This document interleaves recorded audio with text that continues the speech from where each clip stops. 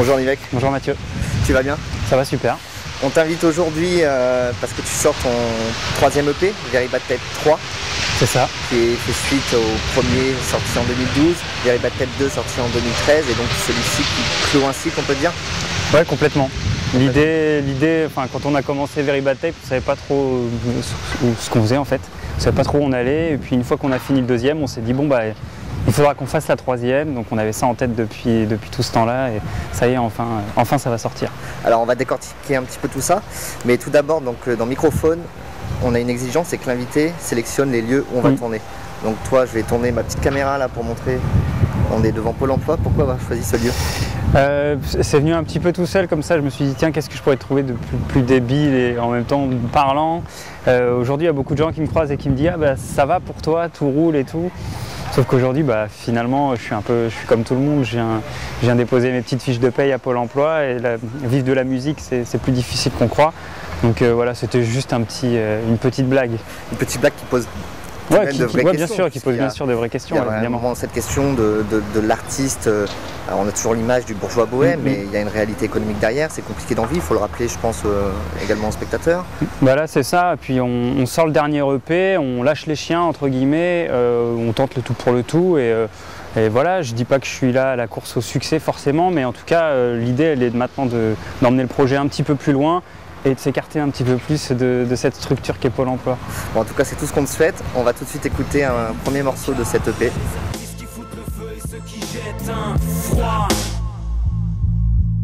Je claque des thunes dans des sables de marque.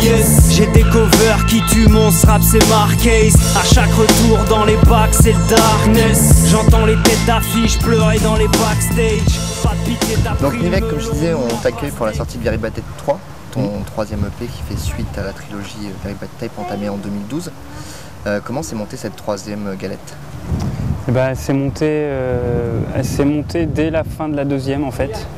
J'avais des morceaux, j'avais des instrus sur tout de côté qui m'inspiraient pour apporter une suite à Very Bad Tape 2. Donc on s'était dit dès ce moment-là, on va continuer, on ne savait pas encore quand. Dans l'idée on aurait voulu faire ça un peu plus tôt, mais voilà, ça va arriver là fin septembre. Donc le 25 septembre pour être précis. Ouais. Dans cette troisième EP, je le trouve beaucoup moins sombre que les deux précédents, personnellement. Ouais. Notamment au niveau de l'instrumental, c'est quelque chose qui a été pensé, qui a été voulu? Non, c'était pas voulu. Moi c'est marrant, je trouve pas ça moins sombre. En fait, c'est peut-être plus énergique. Du coup, on sent peut-être moins tout de suite le côté sombre. Pour moi, il est toujours là. Après, c'est vrai que dans le choix des musiques, en réécoutant les trois tapes d'affilée, celui-ci sera peut-être plus accessible. Et encore, ça me paraît difficile de dire ça, mais le but c'était de se faire plaisir, quoi, surtout. Au niveau des textes, on retrouve quand même, alors je trouve des propos réfléchis, un peu moins bruts, mais tout aussi critiques envers la société et les êtres humains. Tu es pessimiste sur ton entourage? Comment ne pas l'être? Comment pas être pessimiste? Après, c'est pas une volonté, hein, encore. C'est toujours l'écriture, comment dire, il n'y a pas de réflexion par rapport à tout ça, quoi. Mais c'est vrai qu'il y a une espèce de côté acerbe qui ressort à chaque fois. Si je pouvais m'en débarrasser, je serais le premier ravi, mais malheureusement, c'est ça qui ressort sur ces musiques. Comment tu composes d'ailleurs? Tu écris les textes d'abord ou En fait, ce qui est un peu différent sur ce troisième volet, c'est que je travaille toujours avec Clément qui est aux instrus.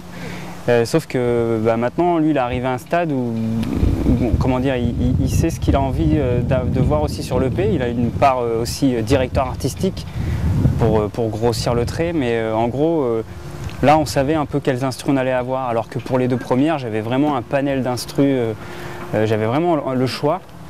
Et là, non, on recentre un petit peu nos envies. Alors du coup, ça donne des choses un petit peu plus actuelles, parce qu'on avait aussi envie d'explorer des nouvelles choses et pas rester dans ce qu'on savait faire, quoi. Parle-nous un petit peu de la pochette, en version dessin, plutôt manga au niveau des mains. C'est quelque chose qui t'inspire? Qu'est-ce que tu as voulu transmettre à travers cette pochette? Au niveau des pochettes, au niveau du graphisme, je travaille toujours pareil avec Marquez, qui s'occupe aussi de mes pochettes depuis le début. À la base, on n'était pas du tout parti sur ça, on était parti sur un truc un peu plus classique, mais déjà dessiné. Lui, Marquez avait l'envie de faire un dessin pour cette troisième pochette. Et il y a peu de temps, voilà, on est reparti sur complètement une autre idée, dont cette idée des deux mains qui annonce le 3e volet. Alors c'est une pochette qui va être, à mon avis, pas tout de suite compris par les gens, mais je sais pas, moi elle m'a plu en tout cas, et ça a été un peu comme ça à chaque fois pour les tapes. Il m'a présenté quelque chose et j'ai dit ok, moi je vois bien ça pour l'univers de l'EP, et là ça a été le cas. Donc, tu lui as laissé une liberté artistique. Ouais, complètement. Ouais. Après sur les derniers moments, il y a beaucoup de travail, quoi, beaucoup de versions, exactement. Ouais, sur une bonne semaine, là, il y a eu pas mal d'échanges sur cette pochette et on a fini par tomber d'accord. Sur cette année 2015, on t'a vu au quart de tour avec Chill Bump, à Terre du Son avec Chevalienne. Qu'est-ce que tu penses de la scène rap en Touraine? Est-ce qu'elle est dynamique? Est-ce que tu connais d'autres projets dont tu peux nous parler à part ces deux-là qui sont connus? Eh ben, hormis Chill Bump et Chevalienne, j'ai vu que tu avais le CD d'Assad dans ta voiture. C'est un des projets qui me plaît le plus aussi dans le coin. J'ai eu l'occasion de les voir sur scène l'année dernière. Et je trouve qu'il manque un petit peu d'ailleurs à la scène tourangelle, Assad. Après il y a plein de bonnes choses chez les plus jeunes, Sinaï aussi que j'aime bien. Voilà. On parlait de Chill Bump, c'est un exemple à suivre au niveau du plan de carrière, qui eux sont plutôt réussis en quelques années à monter, à franchir les étapes. Je pense que c'est déjà deux gars qui avaient déjà leur carrière de leur côté. Enfin, c'est-à-dire ils avaient déjà leur expérience, Pierre avec ses groupes et Bancal au niveau des platines, etc. Et ils ont tout de suite trouvé vers où ils voulaient aller. Et ouais, c'est un exemple. Enfin, en tout cas, c'est des gens, c'est un projet qui inspire. De voir un petit peu ce que ça peut prendre au niveau, même dès le début en fait. Je sais pas, j'ai senti chez Chill Bump les choses faites carrées. Moi, je sais que c'est un des groupes qui m'a inspiré dès le début, qui m'a donné envie de continuer, moi, après Very Bad Tape 1 et tout ça, de me dire il y a de la place pour le rap, donc continue. Parce qu'on rappelle que toi, tu es quasiment tout en autoproduction, tu n'as pas de label, tu n'as pas... Donc, même un artiste qui commence à avoir de l'importance sur la scène régionale comme toi, voilà, c'est toujours... Non, c'est bien sûr, c'est pas évident. J'ai la chance d'être bien entouré pour la partie studio, avec Juxbox qui m'accompagne lui depuis 2008, depuis mon premier album. Et lui aussi fait le choix dans ce projet d'avoir presque le rôle de label, puisque si je le paye, c'est presque rien. Là, sur ce dernier projet, il a choisi de me laisser les portes de son studio ouvertes gratuitement. Donc voilà, ça c'est une chance.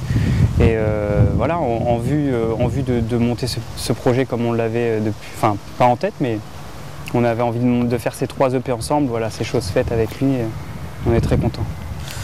Alors on va écouter tout de suite un deuxième extrait de 3e EP Very Bad Tape 3 de Nivek et on se rejoint tout de suite. Les housses, les sproufs, les mecs de thèse coursés par des schtroumpfs. Y'a comme un air de déjà-vu dans le boons, de Fernandel dans le spoons. Je suis en fer, je rouille, je suis d'enfer, je douille.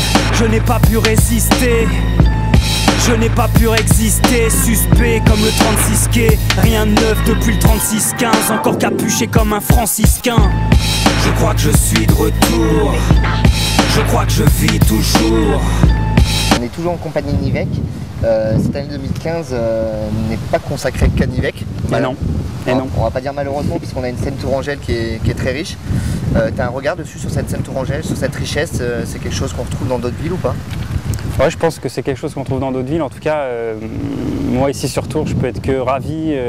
L'année dernière, on avait sorti le CD Very Bass Tape, qui était des remixes de mes morceaux. Et le fait de voir tous ces gens-là disponibles à ce moment-là pour ce projet... Tu avais eu énormément de collaborations. Ouais, c'est clair. Et je m'y attendais pas forcément, même si j'avais pu rencontrer telle et telle personne. C'était pas gagné qu'ils allaient avoir envie de travailler avec et pour moi, du coup, pour ces morceaux. Et non, je pense qu'on a plutôt de la chance à Tours au niveau musical. Alors nous, cette année, on en a parlé un petit peu en off, tu les as pas vus sur scène, mais moi je les conseille fortement. Ce sont les Dog Multiparty, un rock des gens, une vraie présence sur scène. Pierre, un chanteur qui est omniprésent, qui joue avec la foule. C'est vraiment un coup de cœur, donc si vous pouvez les voir, ça vaut vraiment le coup.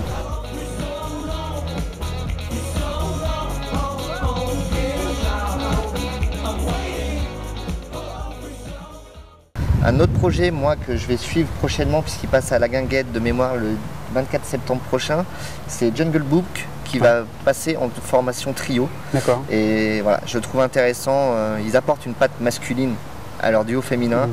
Et voilà, et je pense que c'est quelque chose qu'il faudra avoir. Nivek, on te remercie en tout cas Pas de quoi. de voilà, d'avoir accepté cette invitation. On va terminer, tu as un clip qui va avec l'EP. Ouais. Donc si tu peux nous dire quelle chanson ce sera? Bah, ce sera le morceau Strange, le deuxième morceau de l'EP. C'est pareil, j'ai ce titre-là en tête depuis 2 ans et voilà, l'écriture n'était pas finie, mais en tout cas j'avais envie de revenir avec ce morceau-là, qui est une espèce de transition entre Very Bad Tape 2 et Very Bad Tape 3. Transition toute trouvée puisqu'on se retrouve à la passerelle d'Ariane, là où tu as en partie tourné le précédent clip Mec à part. Nivek, on te remercie beaucoup. Merci on Mathieu. Se dit à bientôt. Salut. À la prochaine. Salut Microphone. Strange comme la vieille BD, j'ai autre chose à gerber qu'une haine contre les PD. Mais ce que d'à moins de 100 balles comme bec BD. Si ton cœur s'emballe, ben t'es peut-être BD. J'arrive le flot lourd comme un crooner de la sup. Moi pas venir des putains de Côte d'Azur. J'suis un putain de soldat de la rue. Je m'en mets pas dans le pif comme qui tu sais. Veux-tu que je te parle de mes états d'âme? Le jeune répond je veux aller à Dame. J'ai passé 2012 Easy John Cusack. Pas comme DSK, Zizi, cul-de-sac. Jérôme Cahuzac, Eric Wirth, bande de bâtards. Les escrocs sont à la tête de l'État. Mes négros suivent la quête du tarma. Veulent le cul par la main de Fatma. Les obus Nabila dans chaque bras. À chaque passe en thune on pense au cache-bras. À chaque fois qu'on fume des yeux on se lâche pas.